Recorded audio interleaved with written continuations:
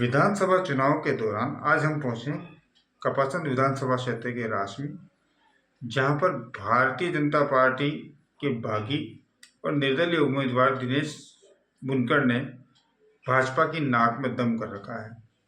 उनकी क्या रणनीति है, किस तरह से वो चुनाव लड़ रहे हैं और पार्टी के साथ बगावत करने के क्या कारण रहे हैं, हम जानेंगे दिनेश बुनकर से। दिनेश जी, जिस तरह से आपने टिकट की दावेदारी करी, टिकट नहीं मिला, आप बागी निकले, ऐसी स्थिति में किस आधार पर आप चुनाव लड़ रहे हैं, किस आधार पर, क्या आधार है? नमस्कार। मैं ऐसे तो जैसे आप बता रहे हैं बागी, मैं कोई बागी नहीं हूँ और मेरी पूरी विचारधारा भारतीय जनता पार्टी के साथ रही है बचपन से ही और अभी भी वही विचारधारा के आधार पर मैं चुनाव लड़ रहा हूँ। जहाँ तक आधार की बात है, हर कार्यकर्ता का उम्मीदवारी करने का हक होता है। उसी आधार पर हमने उम्मीदवारी भी की थी और लगभग पूरा आश्वस्त था मैं कि हर सर्वे वगैरह सब चीज़ों में अच्छा नाम था, फर्स्ट लेवल पर था और क्षेत्र से सभी कार्यकर्ता अपने साथ थे। उस आधार पर पूरी दावेदारी कर रखी थी कि हमें टिकट मिलेगा। ठीक है, वो अलग चीज़ है कि क्या हुआ वहाँ पर और क्या नहीं हुआ, उस आधार पर टिकट मुझे नहीं मिला। जहाँ तक वर्तमान में निर्दलीय फार्म भरने की बात है, जब सब कार्यकर्ता 3-4 दिन तक फार्म नहीं भरने से पहले लगातार कार्यकर्ता को प्रेशर रहा था मेरे ऊपर कि फार्म भरना चाहिए, फार्म भरना चाहिए। क्षेत्र के अंदर जब टिकट इनको हो गया था अर्जुन जी जिनकर साहब के, क्षेत्र में बिल्कुल मायूसी जैसा माहौल था, कार्यकर्ताओं को कोई उत्साह नहीं था। लगातार मेरे यहाँ प्रेशर रहा कार्यकर्ताओं का, लोगों का स्नेह है, प्यार है कि आपको फार्म भरना पड़ेगा। फिर हमने फॉर्म भर दिया था। बाद में फॉर्म भरने के बाद भी जब 9 तारीख तक हम पूरा यही था हमारा सपना, 8 तारीख तक यही मानस था कैसे भी करके फॉर्म उठाएगा। स्वाभाविक है कि हम पार्टी कार्यकर्ता हैं, पार्टी के साथ रहना चाहिए। पर जब क्षेत्र में लगातार घूम घुमाकर या कार्यकर्ताओं के संदेश आए थे कि नहीं आपको चुनाव में स्टैंड रहना है, क्षेत्र की मेरी रासमी की जनता जो लगातार हर बार वोट दे देकर इनको ठगा हुआ, लगातार वोट देते आ रहे हैं और ठगा हुआ महसूस करते हैं कि होता कुछ नहीं है धरातल पर, तो उस आधार पर मैंने फॉर्म रखा था और चुनाव लड़ने का निर्णय लिया था।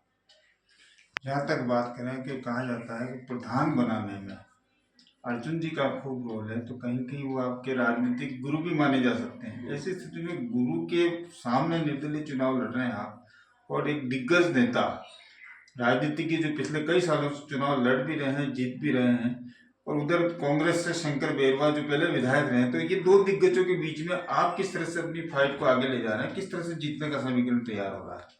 क्षेत्र की जनता, पूरे क्षेत्र की जनता, इन शंकर लाल जी हुए या फिर अर्जुन लाल जी जिनकर साहब हुए, इनको लगातार देखती आ रही है।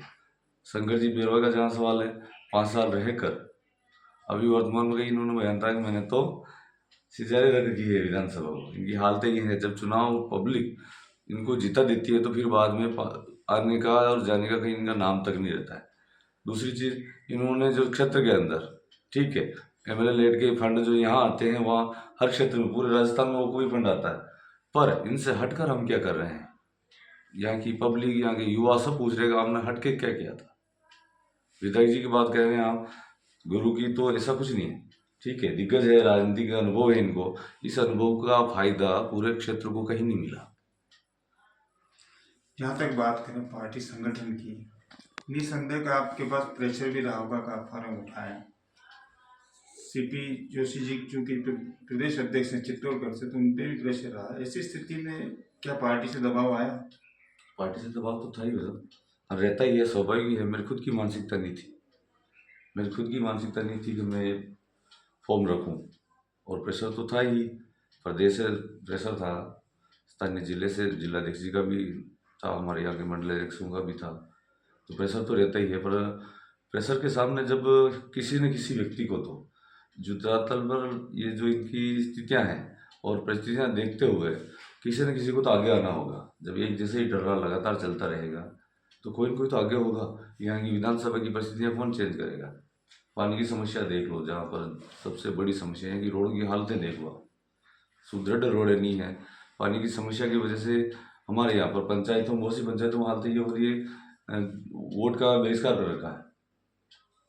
तो उस चीज़ों को मद्देनजर रखते हुए मैंने अपना फॉर्म रखा था और लोगों पर विश्वास रखा कि ये पूरी जनता, क्षेत्र की जनता हमारे साथ रहेगी।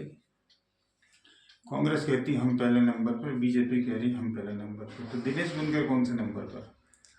दिनेश मुनकर इस पूरी पब्लिक के दिलों में राज करने वाला है और ये 3 तारीख को पता चलेगा कि दिनेश मुनकर किस नंबर पे है। ऐसा माना जा रहा है कि चंद्रभान जी से प्रेरणा लेकर आप बगावती स्वर पे उतरे हैं। गलत बात है। चंद्रभान जी का 10 सालों का अनुभव, मैं अभी प्रधान रहते हुए 3 साल ही हुए। बगावत वाली जैसी कोई बात ही नहीं है। मेरे यहाँ पर लोकल जो कार्यकर्ताओं का प्रेम है, क्षेत्र की कार्यकर्ताओं का जो प्रेम है, उस आधार पर, और किसी ने, वो जो मैंने बताया ना अभी आपको, किसी न किसी को तो पहल करनी ही होगी। पार्टी की नाम पर जीतने वाले लोग और कार्यकर्ताओं की दमनकारी नीतियां जो जहाँ तक ध्यान में रखते हैं, उन नीतियों के खिलाफ किसी न किसी को तो पहल करनी होगी। और जब पार्टी की विचारधारा के साथ आप सिंबल लेकर क्षेत्र में जाते हो, कार्यकर्ताओं के बीच में जाते हो, उसके बाद कार्यकर्ताओं का क्या हाल है, कितने कार्यकर्ता आपकी वजह से सक्षम हुए हैं या फिर कितने कार्यकर्ताओं को आपने सुदृढ़ किया है, ये चीज़ धरातल पर कौन देखेगा। अगर आप जीतते हैं तो विजन क्या है कपासन विधानसभा को लेकर? विजन तो क्षेत्र में आपको चर्चा अगर पता हो तो लगभग सभी कह रहे हैं कि हम, हमारे बनास का पानी है जी 3 ही बांधों में, तालाब है जितने 5 ही तालाब, उनमें लेके आएंगे। मेरा विजन भी मैन यही है और उद्देश्य भी यही था।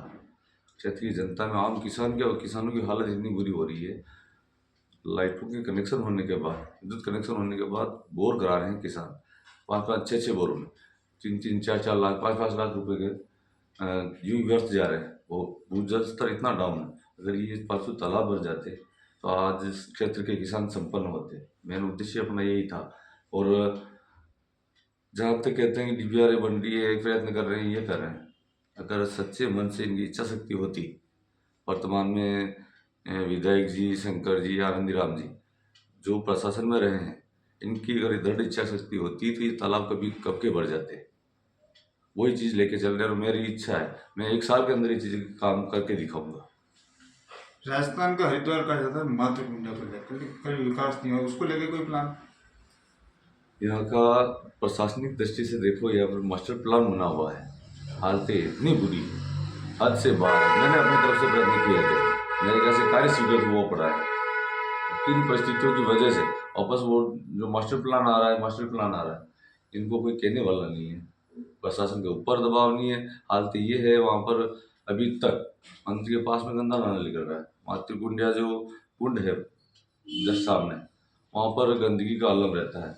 तो मेरी तो मेन चीज़ ये, एक तो बाईपास निकल जाए, नाथपुरा तक जब हम जाते हैं वहाँ जाने में परेशानी रहती है। पूरा विजन लेके चल रहे हैं हम कि जहाँ जिस क्षेत्र में पर्यटन हुआ, शिक्षा हुआ, चिकित्सा हुई और सड़कों की हालत देख लो, एक विजन लेके चल रहा हूँ। तो मेरे को कहाँ जरूरत थी चुनाव लड़ने की, इन तीनों को देख चुके थे। मेरा जनता और जनार्दन से जहाँ भी जाता हूँ यही चीज़ें रखता हूँ कि इन तीनों को देख चुके हो, एक बार मुझे भी देखा वो।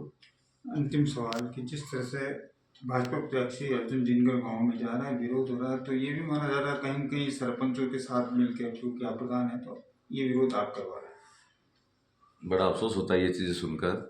इतने अनुभवशील व्यक्ति होते हुए अगर मेरे ही अकेले की इच्छा होती, अगर राजपूत क्षेत्र में विरोध हो रहा है उसका लिए मेरे को ब्लेम करते तो अच्छी बात है, और जिस पंचायत में विरोध होता है उनके सरपंच उनके साथ है साहब। अधिकतर विरोध इनका कपासन और उधर हो रहा है, दूसरे क्षेत्रों कपासन, गोपासन, बदेसर, तो वहाँ कौन से सरपंच मेरे साथ में है? विरोध का कारण क्या है? तो वही चीज़ है, वो कारण है, उसी वजह से मैं निर्दलीय चुनाव लड़ रहा हूँ।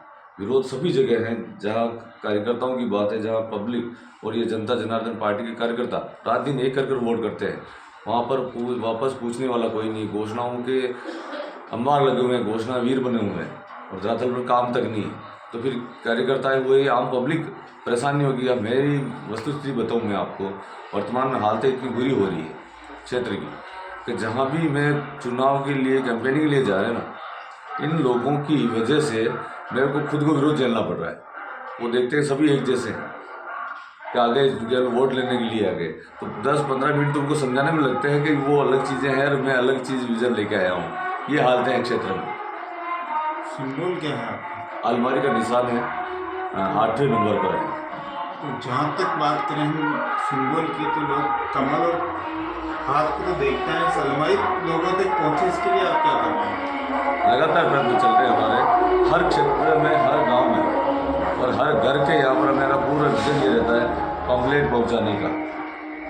जहाँ भी जा रहे हैं आसपास की पंचायतों में या जहाँ आसपास के क्षेत्र में जहाँ मैं नहीं जा पा रहा हूँ, वहाँ पर पम्फलेट वगैरह पहुँचा रहे हैं। सोशल मीडिया पर पूरा एक्टिवेट होकर युवा टीम लगातार कार्य कर रही है और चुनाव चिन्ह का पहुँचाने की पूरी कोशिश हो रही है। तो ये माना जाए कि आप कांग्रेस और बीजेपी दोनों को अलमारी बंद कर देंगे?